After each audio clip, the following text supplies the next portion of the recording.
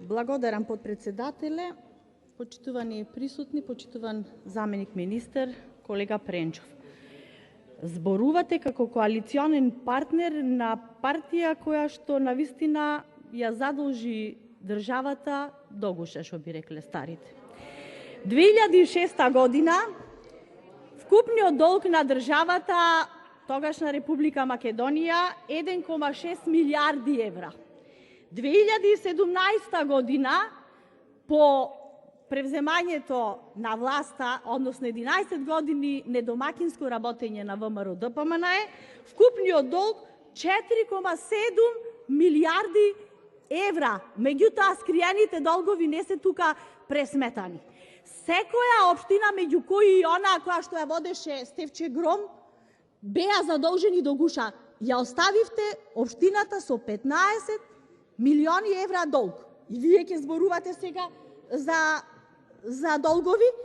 Сега кога веќе зборувате општа, заменик министерот ви одговори конкретно за самиот овој закон кој што сега дискутираме. Тешки ВМРО да се задолжуваше за проекти за модернизација на земјоделството, за енергетско ефикасни локални самоуправи, за унапредување на основното образование, за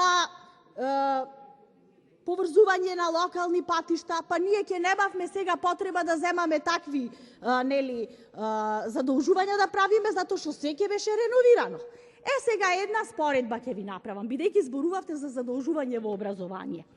Сличен аранжман со Светска банка, владата предводена од ВМРО-ДПМНЕ од 17 милиони евра зеде за унапредување на средните училишта. Па да ви кажам сега една споредба. Во Македонија имаме 109 средни училишта, а имаме 362 основни училишта. Сега ние се задолживме од Светска банка за 3 пати повеќе училишта да реновираме 21,5 милиарди. 17 милиони евра и 21,5 милиони евра споредба направете и направете пропорција. 3 пати повеќе основни училишта. Јас велам, тешки парите да не одеа во Скопје 2014, да одеа во патишта, во канализации, во училишта, во унапредување на здравството, а вие сега зборувате и кажувате дека сме живееле на задолжување.